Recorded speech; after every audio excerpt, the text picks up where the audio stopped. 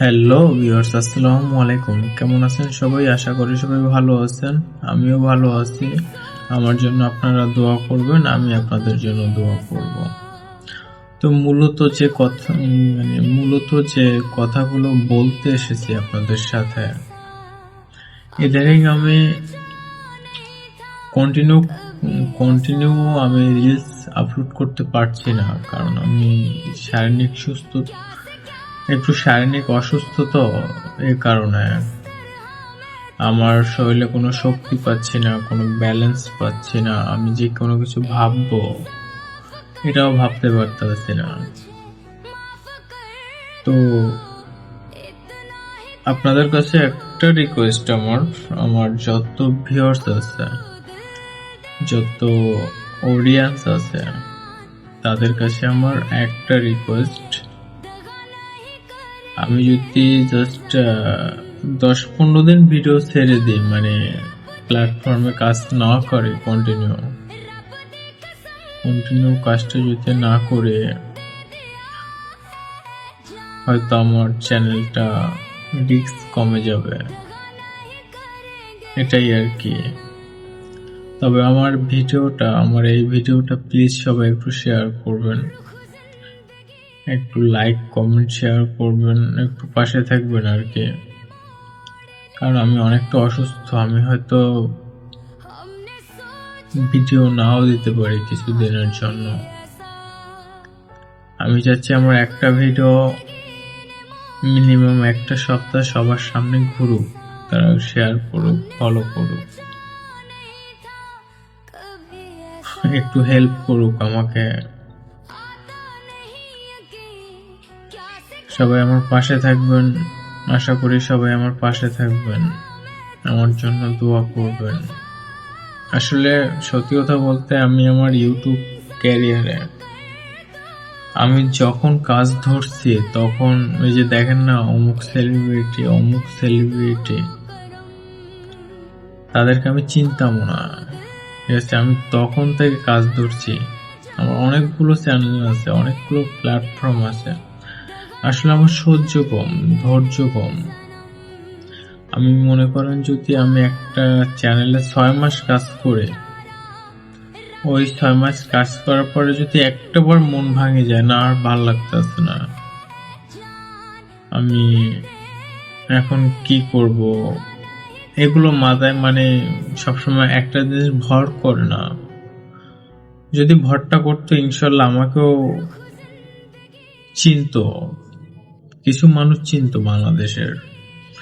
এটা দেখা যাচ্ছে আমি 6 মাস করছি, 4 মাস করছি, আবার 6 মাস 1 বছরের চিহ্নের কাছে যাইতাম না আইটির, যখন মুভমেন্ট ভালো থাকতো আর কি, তখন করতাম। এখন কেমন যেন মনে হলো, আমাদের যে দেশ, আমাদের দেশের টিকে থাকার জন্য চাকরির যে চাকরির বাজারটা মনে করেন অনেক খারাপ, প্রচন্ড খারাপ, এটা না বললেই নয়। আমাদের দেশের অবস্থাটা যে এমন জায়গায় দাঁড়াইছে, আজকে আপনারা বিশ্বাস করবেন না, আজকে আমি 4 মাস ধরে একটা জব ম্যানেজ করতে পারতেছি না, 4টা মাস ধরে।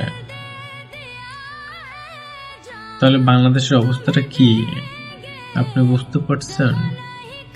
কোন জায়গায় যেয়ে দাঁড়াচ্ছে, জানি না কি হয়। আমি একটা কথাই বলবো, আমাদের প্রাইম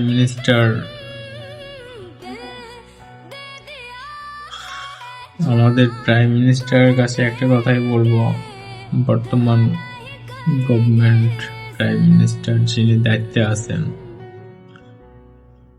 যদি আমার ভিডিওটা সে দেখতে পারে, জানি না দেখবে না, এই ভিডিওটা তাদের কাছে যাবে, দেখবে, আমার মনে হয় না যে দেখবে। তারপরও কনফিডেন্স নিয়ে বলছি, আশা নিয়ে বলছি, হয়তো যেতেও পারে। যদি যায় বা তারা ভিডিওটা যদি দেখে, তাদের কাছে আমি একটা কথাই বলবো, একটা রিকোয়েস্টই করবো যে আমরা চাচ্ছি, দেশের মানুষ চাচ্ছি, আমরা সুস্থ একটা সমাজ চাই, যেখানে থাকবে না কোনো হিংসা, আকাঙ্ক্ষা, লোভ লালসা মানুষকে অনেক নিচে নামিয়ে ফেলায়। এটা আমার অনেক কাছের লোকের কাছ থেকে দেখেছি। লোভ লালসার অনেকটা না বললেই নয়। আর যাই হোক, আমরা একটা কথাই বলবো, আমরা যেটা করি না কেন,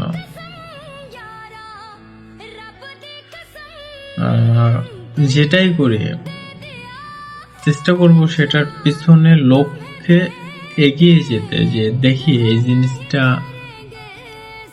কাজটা আমি করতে আছি, যে কোনো প্ল্যাটফর্মে কাজটা আমি করতে আছি। এখানে দেখা যাচ্ছে ফার্স্ট টাইম যে কোনো জিনিস ভালো হয় না, যতই ট্রাই করেন না কেন একটু খারাপ হয়। ফার্স্ট টাইম যখন আপনি দেখবেন যে আপনার চ্যানেলের, আপনি যে প্ল্যাটফর্মে কাজ করেন এই প্ল্যাটফর্মের রিস্ক বেড়ে গেছে, আপনার ভিডিও মোটামুটি ফর ইউতে যায়, তারপরে আপনার ইউটিউব চ্যানেল হলে আপনার সাবস্ক্রাইবার বাড়ানোর সম্ভাবনা থাকে। কথা বলিও না, বলছি সাবস্ক্রাইব বাড়ানোর সংখ্যাটা থাকে। সাবস্ক্রাইব হোক আর না হোক, আমার কথা একটাই, আপনি চেষ্টা করবেন আপনার ভিডিওতে যেন ভিউয়ার্স আসতে থাকে, এরকমের চিন্তা ভাবনা করবেন। আপনার সাবস্ক্রাইবার কোনো দরকার নেই, আপনার ভিডিওতে যদি ভিউ হয় অবশ্যই সাবস্ক্রাইব অটোমেটিক ভাবে চলে আসবে, এটা নিয়ে কোনো মাথা ব্যথা নেই। তবে মাথা ব্যথা বর্তমানে একটা প্ল্যাটফর্ম নিয়ে, এটা হচ্ছে ফেসবুক রিলস। আমি আপনার মূলত রিলসের ভিডিওগুলো আপলোড করে, তাছাড়া না। আমি রিলসের ভিডিও আপলোড করে, জানি না আমি কোনোদিন ভিডিও ভাইরাল হবে কিনা।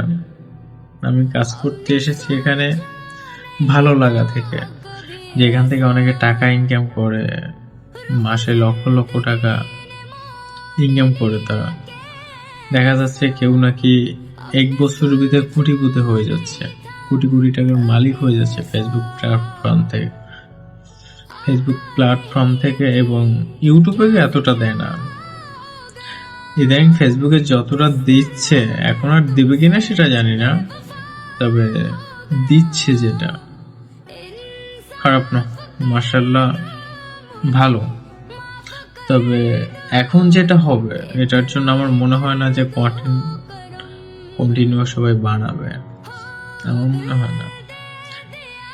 দিনে দিনে তো কন্টেন্ট ক্রিয়েটর বেড়ে যাচ্ছে, দেখা যাচ্ছে এমন একটা অবস্থা হবে, মনে করেন আপনার বাসায়, আপনার ফ্যামিলি বাসায় আপনার 4 জন বা 5 জন আপনার আত্মীয় স্বজন কাজিন আছেন, একসাথে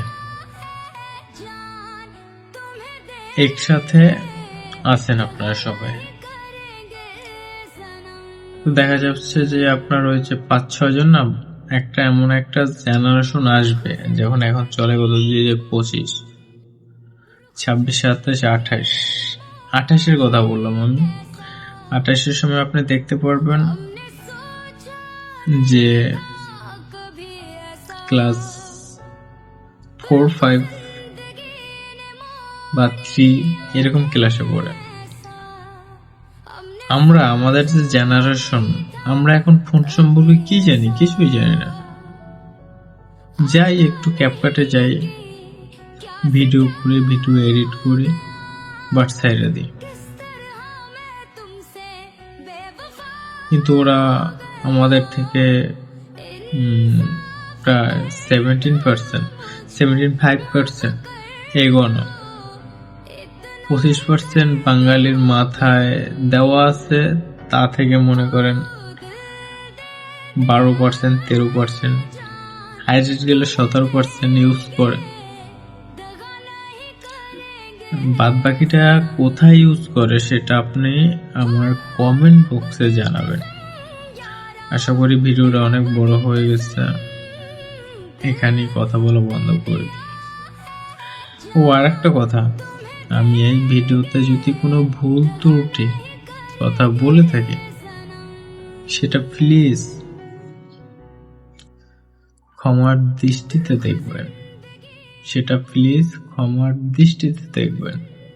আমার জন্য দোয়া করবেন, আমি আপনার জন্য দোয়া করব। দেখি কার দোয়াটা লাগে। আলহামদুলিল্লাহ। Bye bye.